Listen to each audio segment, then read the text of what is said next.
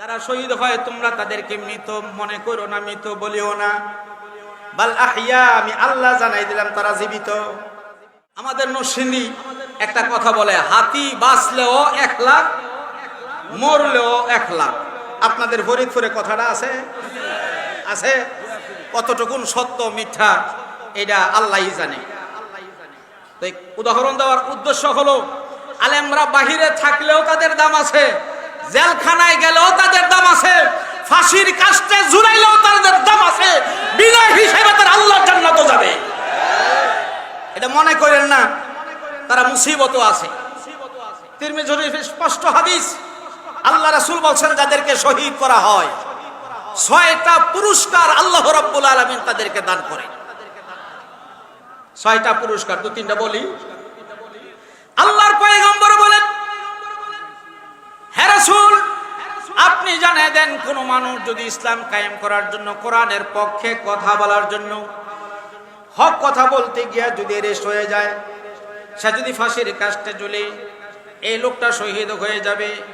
যে লোকটা শহীদ হবে, গলার মধ্যে যখন রশি ঝুলাইয়া দিবে, যখন তার রুহটা বের হবে, রুহটা বের হওয়ার পূর্ব মুহূর্তে আল্লাহ রাব্বুল আলামিন ফেরেশতাকে ডাক দিয়ে বলেন, ও ফেরেশতা, আমার বান্দার রুহটা এই মুহূর্তে বের হয়ে আসবে, রুহটা বের হতে যেন কষ্ট না হয়, এই জন্য আমার এই বান্দা জান্নাতের কোন কক্ষের ভিতরে থাকবে, কোন রুমের ভিতরে থাকবে, ওই জান্নাতের রুম কুদরতি ভাবে আমার এই বান্দার চোখের সামনে ঘুরাইতে থাকো, জান্নাত দেখে দেখে আমার বান্দা যেন চলে আসতে পারে। কি মনে করেন আপনি? এটা 1 নাম্বার। 2 নম্বরে হলো ওয়াজাবুল কবর। কবরের ভিতরে যখন নামানো হবে, শহীদি ব্যক্তির কোনো টেনশন নাই। ওয়ালা তাকুলু লিমান ইউকতালু ফি সাবিলিল্লাহি আমওয়াত বাল আহইয়াউ ওয়ালাকিন লা তাশউরুন। আল্লাহু আকবার। যারা শহীদ হয় তোমরা তাদেরকে মৃত মনে করো না, মৃত বলিও না। বাল আহইয়া, আমি আল্লাহ জানাই দিলাম তারা জীবিত। জোরে কোন সুবহানাল্লাহ। কবরের আযাব, কবরের আযাব আমি আল্লাহ রাব্বুল আলামিন যারা শহীদ হয়ে গেছে তাদেরকে আমি কবরের আযাব দিব না। সুবহানাল্লাহ, জোরে কোন সুবহানাল্লাহ। শুধু তাই নয়, কিয়ামতের ময়দানে আমি শহীদ ব্যক্তিকে ডাক দিয়ে বলবো, ও শহীদ ব্যক্তি, তুমি না কোরআনের আইন বাস্তবায়ন করার জন্য কথা বলতে গিয়া তুমি রেশ হয়েছিলা, এরপরে গলার মধ্যে রশি ঝুলছে, তুমি না শহীদ হয়ে গেছো। ও বান্দা, জেনে রাখো আমি আল্লাহ তোমার কোনো হিসাব নিব না, তোমার কোনো বিচার করব না। বিনা হিসাবে, বিনা বিচারের বান্দা আমি আল্লাহ তোরে জান্নাত দিয়া দিলাম। শুধু তাই নয়, তোমার পরিবার, তোমার আহাল থেকে, পরিবারের সদস্যবৃন্দ থেকে 70 জন জাহান্নামীকে সুপারিশ করার পারমিশন আমি আল্লাহ তোমাকে দিয়ে দিলাম। জোরে করুন সুবহানাল্লাহ। দেখছেন, চট্টগ্রামের বাবনগী হুজুর আছে না, যিনি মারা গেছেন, এই বাবনগরীর জবান থেকে শুনছি, ওনাকে যখন জেলখানায় ঢুকানো হয়েছিল তখন উনি অনেক আঘাত উনি সহ্য করেছিলেন। এক পর্যায়ে ওনার পানির পিপাসা লেগেছে। উনি বলছেন, পুলিশ অফিসার যে লোকটা বেত্রাঘাত করতেছে, টাচ করতেছে, ওনাকে বলছেন আপনি আমাকে 1 গ্লাস পানি দেন, কলিজা শুকায় যাইতেছে। বাবনগরীর জবান থেকে শুনছি, হুজুরে বলছেন, পুলিশ অফিসার তখন বলছিল যে তোমাকে তুই তুই করে বলছি, তোকে পানি দেওয়া হবে না, আমি তোর মুখের মধ্যে প্রস্রাব করতেছি, তুই প্রস্রাব পাই, তুই প্রস্রাব এগুলি তুই পান কর। নাউযুবিল্লাহি মিন যালিক। যে বাবনগরীর হাতে তাফসীর পড়ে, ফিকহ শাস্ত্র পড়ে, হাদিস পড়ে বাংলাদেশে হাজার হাজার আলেম ওলামা তৈরি হয়ে গেছে। অসংখ্য মুফাসসির কোরআন, অসংখ্য মুহাদ্দিস, অসংখ্য মুফতি যার হাতে তৈরি করা, সেই বৃদ্ধ মানুষটার মুখের মধ্যে যে পুলিশ অফিসার প্রস্রাব করার কথা বলছে, কিছুদিন যেতে না যেতেই নিজের ঔরস জান সন্তান, কন্যা সন্তান দিয়া তার ওই পুলিশ অফিসারের গলার মধ্যে ছুরি লাগাই দিছে। সব কারিগরির মালিককে আল্লাহ।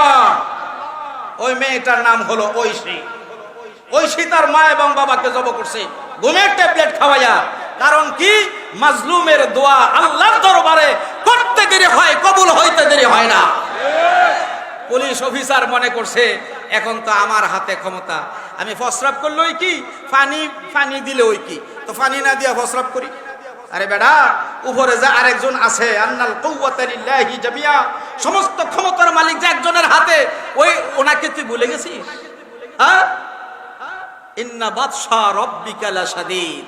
আল্লাহ বলছেন আমি ধরি না, কিন্তু যখন ধরি তখন আর ছাড়ি না, তখন আর ছাড়ি না।